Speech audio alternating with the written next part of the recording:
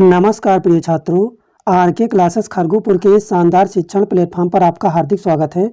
आज के इस वीडियो में हम लोग यूपी बोर्ड की कक्षा 12 के लिए हिंदी पद्य में मैथिली शरण गुप्त जी का साहित्यिक परिचय लिखना सीखेंगे। यूपी बोर्ड की परीक्षा में साहित्यिक परिचय और उनकी कृतियाँ लिखने के लिए आता है, जिनमें से लेखक या कवि का साहित्यिक परिचय लिखने पर आपको 3 अंक तथा उनकी कृतियां लिखने पर 2 अंक प्रदान किए जाते हैं, यानी कुल मिला के आपको 5 अंक प्रदान किए जाएंगे। तो आज के वीडियो में हम लोग मैथिली शरण गुप्त जी का साहित्यिक परिचय लिखना सीखेंगे। तो सबसे पहले हम हेडिंग देंगे साहित्यिक परिचय का, उसके बाद लिखेंगे हिंदी साहित्य के राष्ट्रीय गौरव राष्ट्र कवि मैथिली शरण गुप्त का जन्म 3 अगस्त 1886 ईस्वी में चिरगांव जिला ललितपुर के एक प्रतिष्ठित वैश्य परिवार में हुआ था। यानी इनका जन्म चिरगांव जिला ललितपुर के एक प्रतिष्ठित वैश्य परिवार में हुआ था। इनके पिता का नाम सेठ रामचरण गुप्त था। सेठ रामचरण गुप्त स्वयं एक अच्छे कवि थे। मैथिली शरण गुप्त जी के जो पिताजी थे सेठ रामचरण गुप्त, ये स्वयं एक अच्छे कवि थे। इसके बाद हम लिखेंगे कि गुप्त जी पर अपने पिता का पूर्ण प्रभाव पड़ा, यानी इनके पिताजी जो थे कवि थे तो इनको भी कवि की प्रेरणा मिली। अब आगे हम लिखेंगे आचार्य महावीर प्रसाद द्विवेदी जी से भी इन्हें बहुत प्रेरणा मिली। ये द्विवेदी जी को अपना गुरु मानते थे। गुप्त जी को प्रारंभ में अंग्रेजी पढ़ने के लिए झांसी भेजा गया, किंतु वहां इनका मन ना लगा। गुप्त जी झांसी में अंग्रेजी पढ़ने के लिए गए थे, लेकिन वहां इनका मन नहीं लगा। अतः घर पर ही इनकी शिक्षा का प्रबंध किया गया, जहां इन्होंने अंग्रेजी, संस्कृत और हिंदी का अध्ययन किया।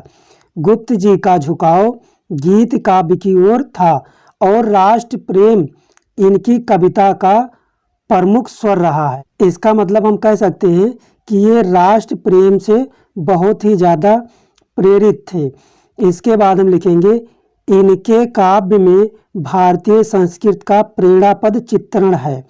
इन्होंने अपनी कविताओं द्वारा राष्ट्र में जागृति तो उत्पन्न की ही, साथ में सक्रिय रूप से असहयोग आंदोलनों में भी भाग लेते रहे, जिसके फलस्वरूप इन्हें जेल भी जाना पड़ा। जाहिर सी बात है, जब आप किसी आंदोलन में भाग लेंगे तो आपको जेल भी जाना पड़ सकता है, तो इन्हें भी जेल जाना पड़ा था।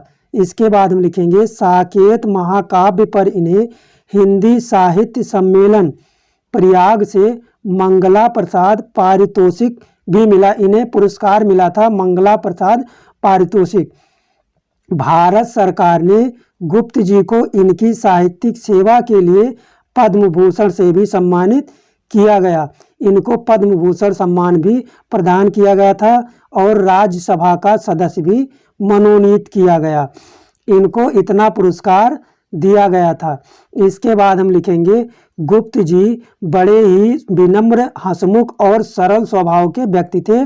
जीवन के अंतिम क्षणों तक ये निरंतर साहित्य सृजन का कार्य करते रहे, यानी जब तक ये जीवित थे तब तक ये साहित्य सृजन का कार्य करते रहे।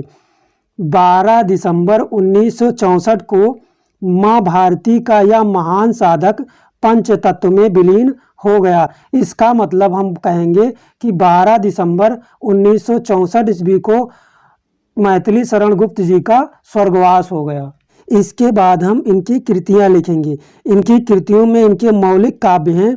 हम कृतियों की हेडिंग देंगे, उसके बाद मौलिक काव्य की हेडिंग देंगे। फिर लिखेंगे भारत भारती, जयद्रथ वध, पंचवटी, साकेत, यशोधरा, द्वापर, हिडिंबा, सिद्धराज, नहुस, रंग में भंग, किसान, काबा और करबला, बकसहार, विष्णुप्रिया, जय भारत आदि इनकी कृतियाँ हो जाती हैं। कृतियाँ लिखने के बाद हम इनके अनुदूत काव्य भी लिख देंगे।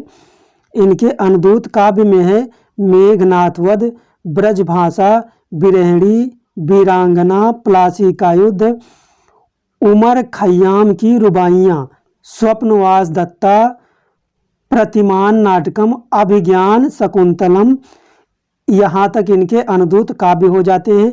इनके बाद हम इनके नाटक को लिखेंगे। तिलोत्तमा, चंद्रहास और अनग। तिलोत्तमा, चंद्रहास और अनग इनके नाटक हो जाते हैं। इसके बाद हम इनका हिंदी साहित्य में स्थान लिखेंगे।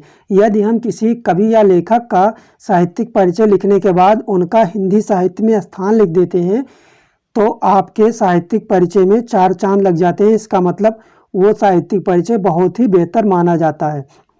तो हम हिंदी साहित्य में स्थान की हेडिंग देंगे। उसके बाद लिखेंगे राष्ट्र कवि मैथिली शरण गुप्त भारतीय संस्कृति के यशस्वी उद्गाता एवं परम वैष्णव होते हुए भी विश्व बंधुत्व की भावना से ओतप्रोत थे। ये सच्चे अर्थों में इस राष्ट्र के महनीय मूल्यों के प्रतीक और आधुनिक भारत के सच्चे राष्ट्रकवि थे। इस प्रकार से इनका साहित्यिक परिचय, हिंदी साहित्य में स्थान और इनकी कृतियां हो जाती हैं।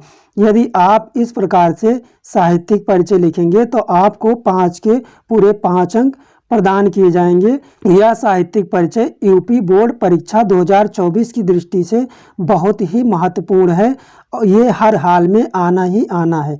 तो आप लोग इसको याद कर लीजिएगा, उसके बाद लिख दीजिएगा, आपको पूरे के पूरे 5 अंक प्राप्त हो जाएंगे। धन्यवाद।